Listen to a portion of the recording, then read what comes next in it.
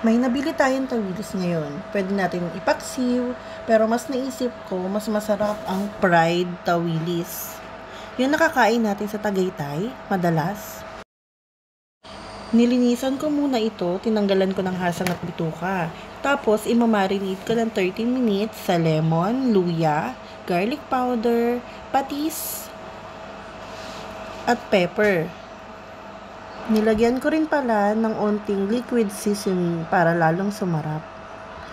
Pwede rin kayong gumamit ng kalamansi. Dahil walang kalamansi dito, lemon ang aking ginamit.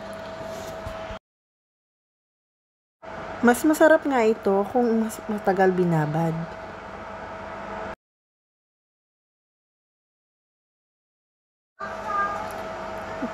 Dito naman, gumamit lang ako ng flour, pepper, paprika, paprika and garlic powder, at onting salt.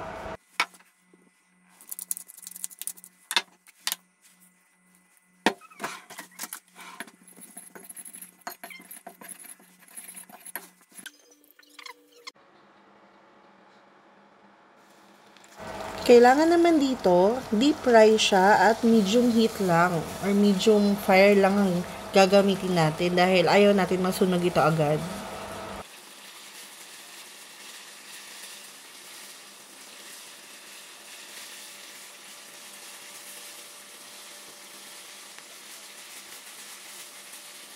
Masarap nga ito isusok sa sukang may patis. Pero ako mas prepare ko yung sibuyas, kamatis, sile, tas suka at toyo.